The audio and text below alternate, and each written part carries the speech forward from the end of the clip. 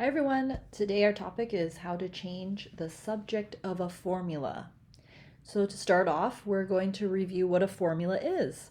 A formula is a special type of equation that relates two or more quantities. So it gives us the ability to calculate something by telling us how two or more quantities are related to each other. So for instance, in our last video, we talked about the formula distance equals rate times time, or d equals r times t. That's a formula. It's an equation, it has an equal sign, and it tells us that in order to find the distance or to calculate distance, all we need to do is multiply the rate or the speed by the time. So if you look at this example from the book, example 12, the distance or d miles covered by a car in time, t hours, when it increases its speed gradually from u miles per hour to v miles per hour is given by the formula d equals half the sum of u plus v times t. That looks really intense. So basically, if you're given a formula and now you have to find the value of d, the distance in miles, when they give you t equals 3, u equals 38, and v equals 46, you can just plug those numbers or substitute them into that formula. So go ahead and pause the video and try that on your own. Okay, I know this formula looks really intimidating, but all we're doing is we're just substituting these numbers in. So we're trying to look for d. D is what we call the subject of this formula because it is isolated on one side. It is what we will calculate to get when we finish plugging in our numbers, okay? So that's what we mean when we talk about the subject of the formula.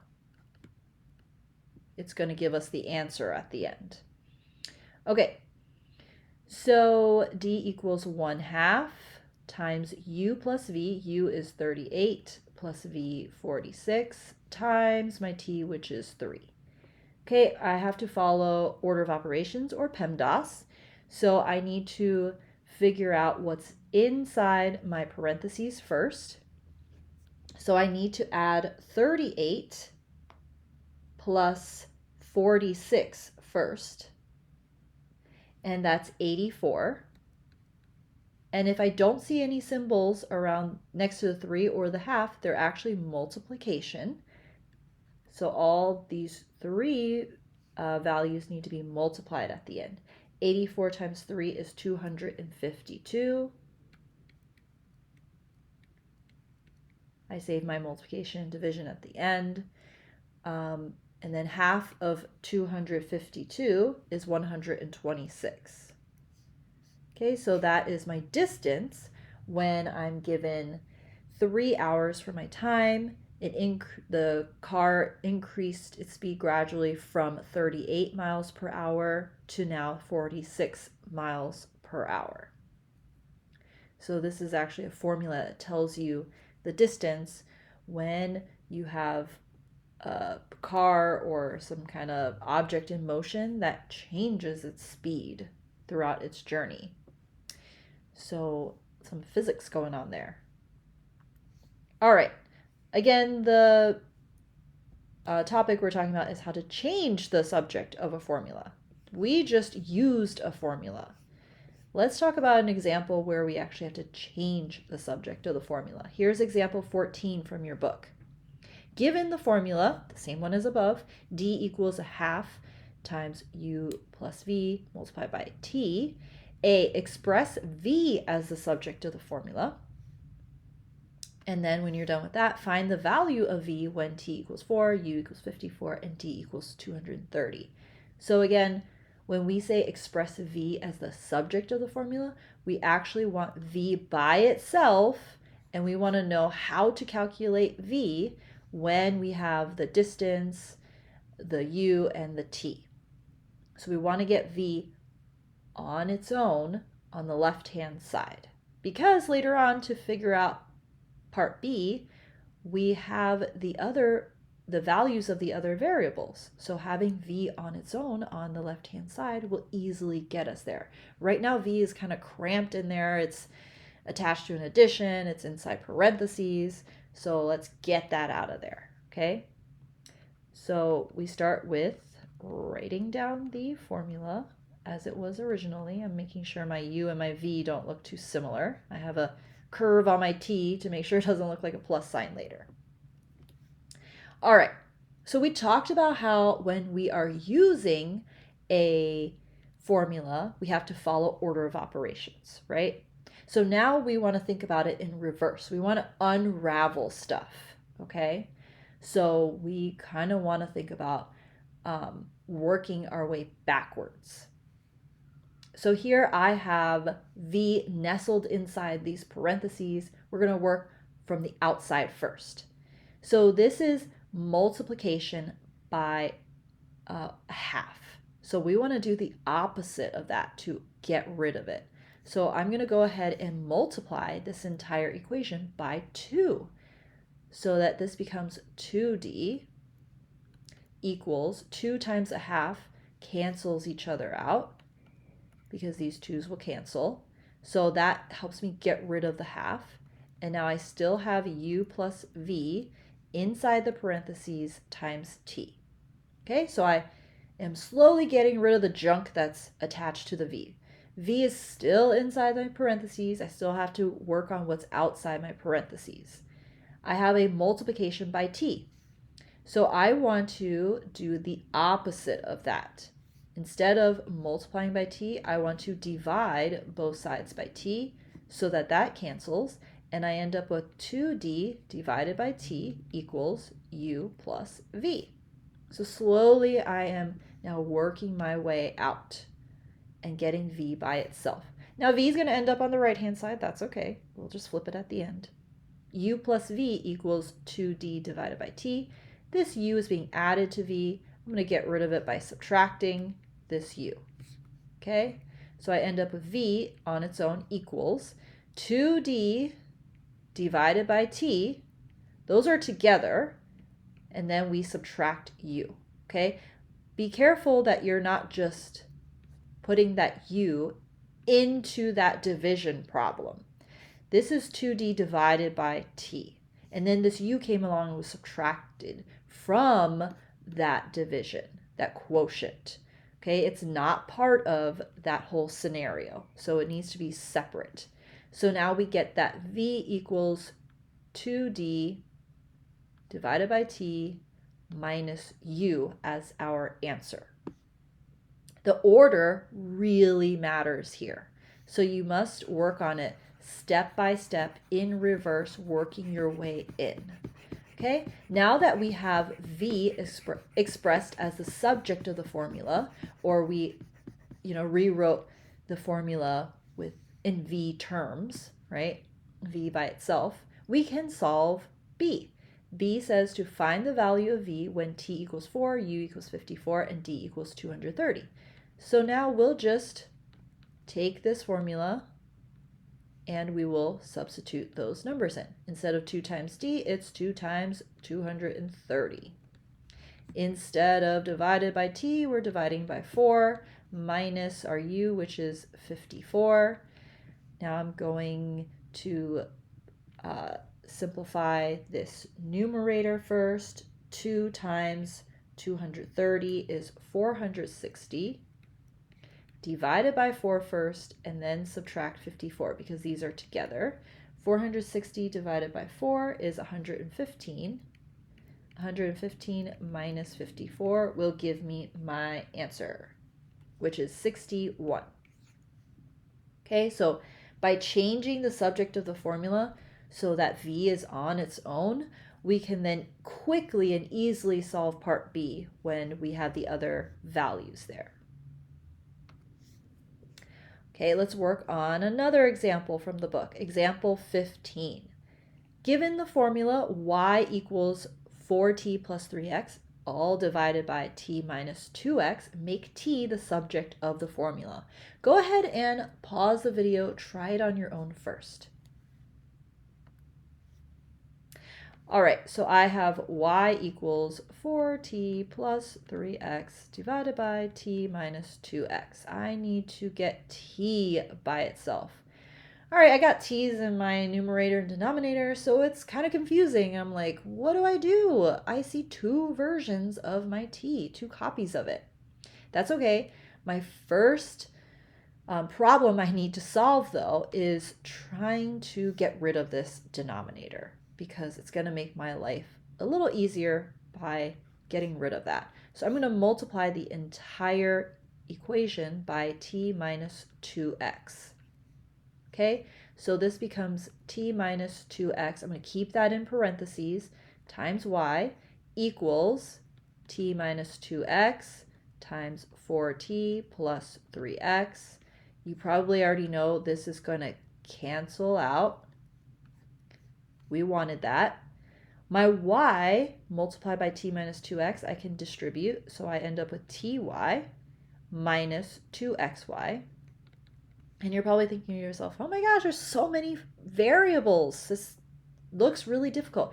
Yeah, but we're actually not doing much math. We're just moving stuff around and multiplying. Then on the right-hand side, I just have 4t plus 3x left over.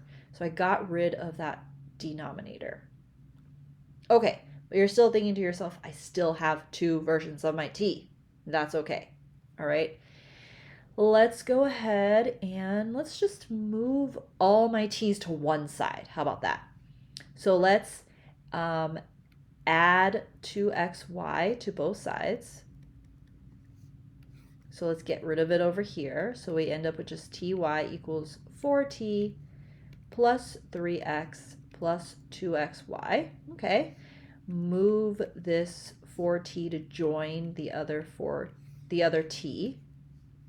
They are not like terms, so we got to just keep them separated.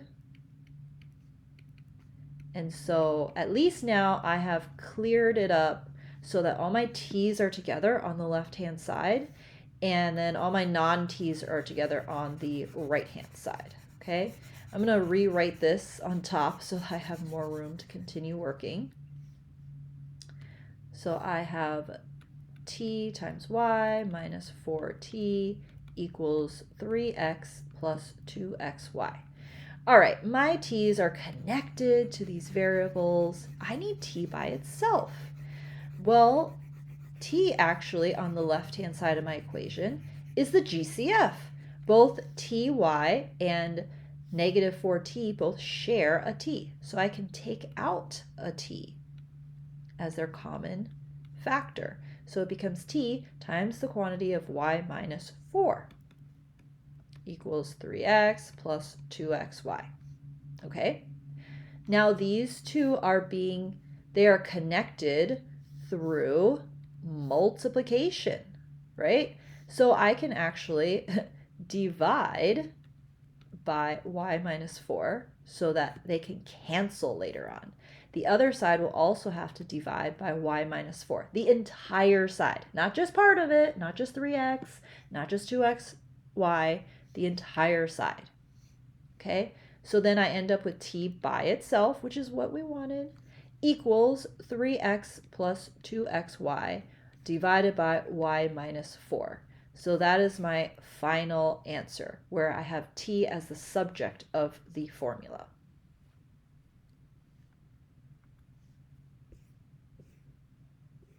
Okay, last example. We have example 16 from the book. Rewrite the equation t equals 4p times the square root of m squared minus n squared, such that m is the subject of the formula. So I want m by itself. T equals 4p, just rewriting it. All right. So you can kind of treat this square root as a parentheses for right now, okay? So then it tells us that we're going to need to deal with our 4p first. It's being multiplied by this square root, which is protecting everybody inside. So I want to get rid of that. I'm going to divide by 4p, okay? and then that way it cancels out. So then I get t over 4p equals square root of m squared minus n squared. And you're probably thinking to yourself, but you have a fraction now. You don't want that. Yeah, we don't want that, but we had to deal with that in order to slowly get m by itself, okay? So it's not a bad thing in this case. All right, we have a square root that is around our m squared minus n squared. That's protecting it. So I need to get rid of it by performing the inverse operation. So the inverse of square rooting something is to square it.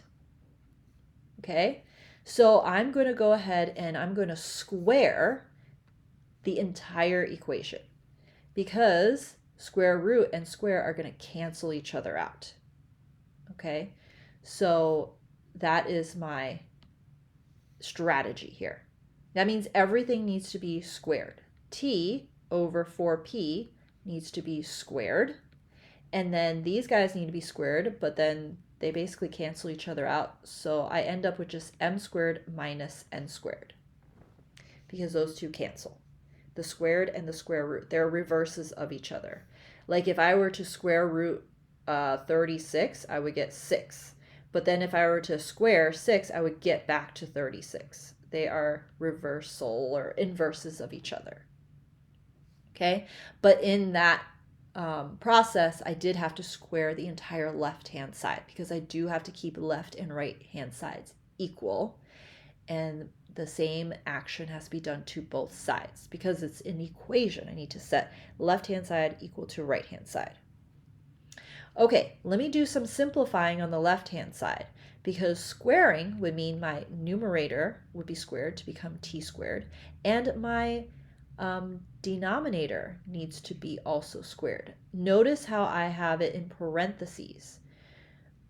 4 and p both have to be squared, equals m squared minus n squared. I'm not done yet. I'm going to clear off my top part from work so that I have room to continue this problem. But we're almost done, because at least we got rid of all the stuff outside of the square root, and we got rid of the square root. So now the only thing that's attached, there's two more items that are attached to my m. That's the square and also this minus n squared. Okay, we're going to work our way in. So I first need to get rid of this minus n squared. It is a subtraction, so I'm going to perform the opposite, which is addition to both sides. Cancel. We're getting one step closer. So now we have t squared divided by 4p squared plus n squared. Because remember, this is an addition, it's not part of this quotient over here. So we want them separate from each other. All right, not quite done yet. I just have m squared as the subject of my formula. Not quite m alone yet, right? Well, it's squared. We know the opposite of squaring something is square rooting something. So we can now square root everything. I know, we're just squaring and square rooting. So now m is on its own. Okay, and then on the other side, we have the square root of t squared divided by 4p, both squared, plus n squared. That is our answer. You're probably thinking to yourself, can I just get rid of these squares inside? No, you cannot, because of that addition there, okay? Square root would only be if there was just multiplication and division in there. But because we have that addition there, it's actually the square root of those two separate terms being added to each other, whatever that sum is. So it's not just those two terms, okay? Addition or subtraction kind of messes that up. It's not a clean reversal or inverse. Okay, so now you have m equals that big thing as your answer.